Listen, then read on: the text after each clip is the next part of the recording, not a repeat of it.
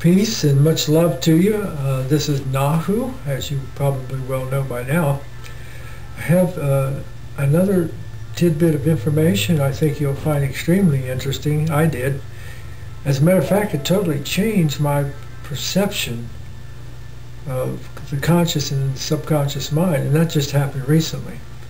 However, it does incorporate aspects of the subconscious and conscious mind as they're known, in its relationship to the ego I. What was really interesting about it that I discovered is that, well, first of all, let me just tell you about the dream before I get into it. That way you really understand where I'm coming from. You see, reality is composed of our concepts of space-time. I've always suspected that people had a better idea of time than the scientists give them credit for. As a matter of fact, I think most scientists are trying to obscure the simplicity of time, and on the other hand, try to make something real complicated out of space.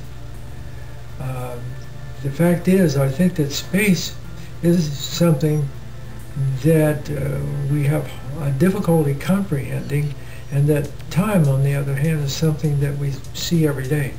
But so much for that, and I'll give you an example of what I'm talking about here now with this dream that I had last night. I consider this a very revelatory dream.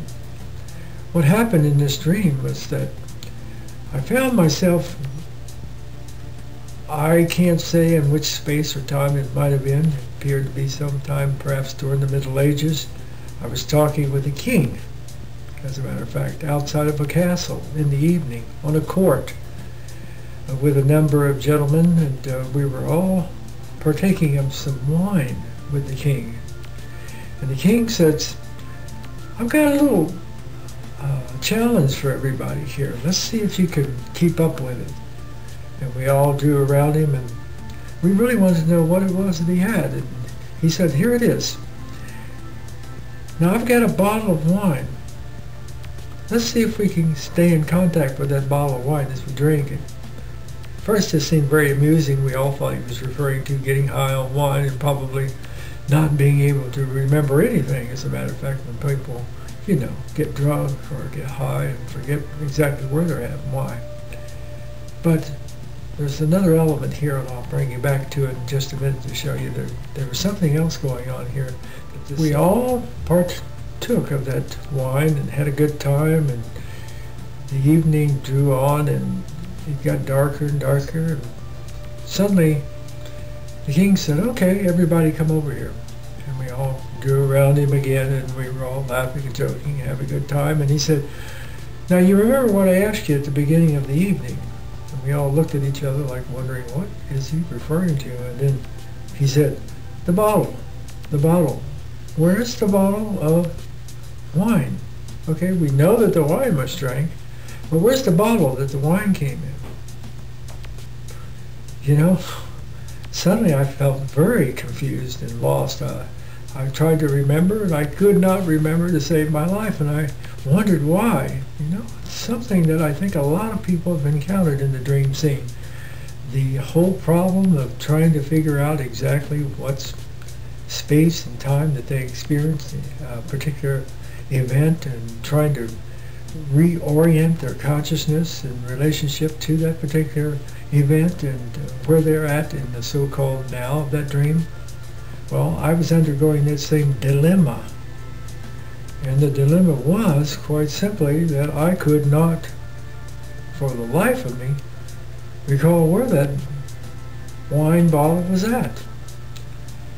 Try as I might, it totally evaded me. And I had to confess, I did not know. But then suddenly something clicked inside my psyche, and I woke up with a start. And I felt extremely excited. I had to go tell my good friend Ron Purser, who's done a lot of research in time, space, and knowledge, and Tarthane Toku's very brilliant, insightful take on the nature of reality. I had to drop him a line, and it was well into the night. It was very unusual for me, but so also was this most startling revelation that came with this particular dream. You see, the whole scenario led me into a new apperception of the nature of the subconscious. It seemed to open me up in a totally new perspective of what it is that we call the subconscious. You see, not long ago, and here on my website here at YouTube, I have a lot of work dedicated to the belief that, and this is something I perpetrated in response to a lot of other sources of information that I've gained throughout the years as I've studied the subconscious and conscious mind, the idea that the subconscious is a particular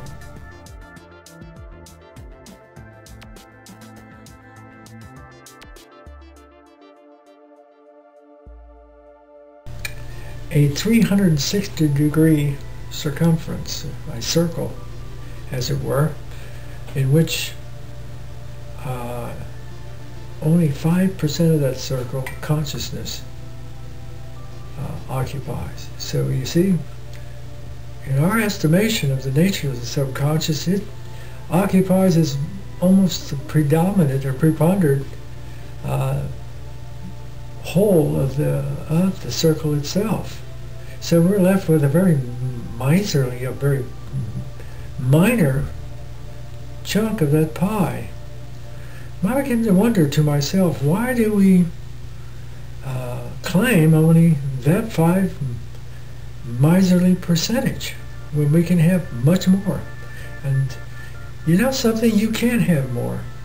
One of the things you can do here is to start to accept the fact that you're the one that gives credence to the idea that the subconscious occupies that much space. We've given it that right, that status for far too long too, and that whole dream scenario that I encountered told me quite clearly that there is no particular space nor time in which reality operates. There's only a unique perspective, a unique way in which the ego I looks at itself and its relationship to time and space, and its idea of where it comes from and where it may be going in this omniverse of probabilities. Out of that, we allocate ourselves a tiny share of the possible self, the possible you, the possible I, that we can become, and we give so much of it away. And one of these parts of ourself that we give it to is this so-called subconscious. So I'm suggesting let's reclaim the subconscious area for ourselves. Let's get reacquainted with our symbols, reacquainted with our inner selves. Let's assert the fact that we're in charge and not anything else but us, and realize the fact that it is really our inner concept or perception of ourselves that creates this illusion, this separation between the ego I, the conscious mind, and the subconscious, and nothing else. Take charge of yourself and change your life now. Realize that you can consume the whole of this pie. I'm going to continue this idea as I go on in my studies and my information.